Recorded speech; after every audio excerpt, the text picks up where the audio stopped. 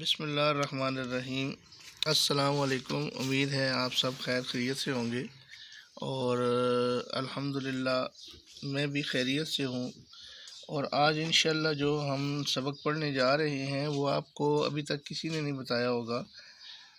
شوشے دندانے کے بارے میں آپ کو بتا چکا ہوں کہ شوشہ بڑا ہوتا ہے اور دندانہ چھوٹا ہوتا ہے، ان دونوں کو آپ نے برابر نہیں رکھنا۔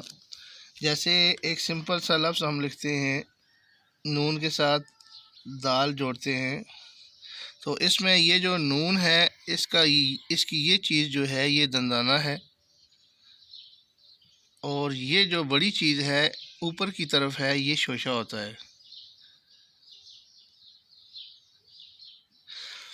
یہ اس شوشے اور دندانے کی یاد دہانی کرانے کے لیے میں آپ کو لکھوا رہا ہوں۔ اسی طریقے سے لفظ ہم لکھتے ہیں نہیں،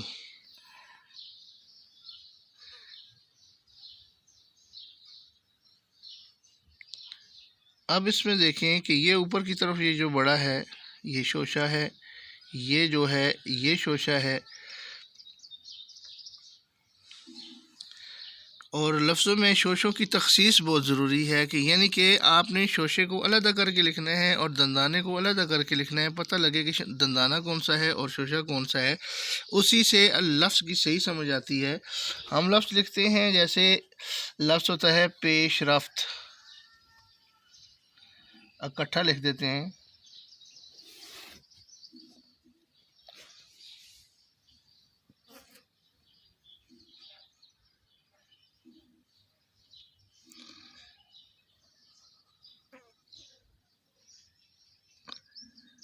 آپ دیکھیں کہ یہ کے لیے یہ جو ہے یہ شوشہ استعمال ہوا ہے۔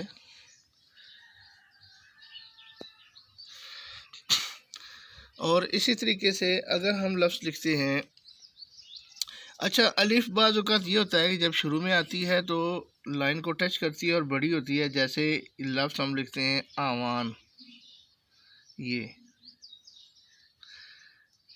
لیکن یہ جو دوسری الف ہے یہ ہوا میں لٹکی رہے گی، اس کو ہم پورا لائن کو ٹچ نہیں کریں گے، یہ چھوٹی ہوگی اور یہ بڑی ہوگی۔ اسی طریقے سے لفظ ہم لکھتے ہیں برادران، یہ دیکھیں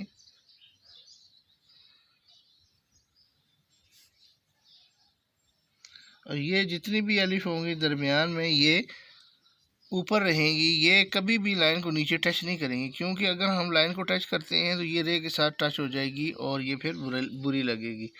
اور ایک اور چیز اس میں بتانا چاہتا ہوں کہ آپ کو پتہ ہے کہ جب بھی دال کسی لفظ کے ساتھ جڑتی ہے تو وہ رے بن جاتی ہے۔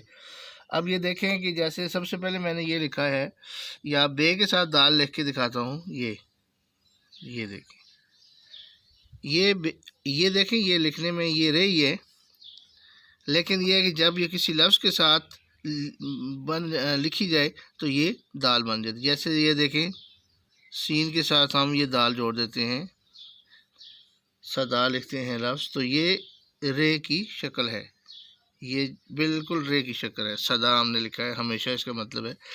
تو یہ کہنے کا مقصد یہ ہے کہ دال جب کسی لفظ سے جڑتی ہے تو وہ رے بن جاتی ہے، لکھنے میں رے ہوتی ہے لیکن پڑھتے ہم اس کو دال ہی ہیں۔ امید ہے کہ آج کا سبق آپ کو سمجھ آ گیا ہوگا اور اس سے آپ مستفید ہوں گے۔ اللہ حافظ۔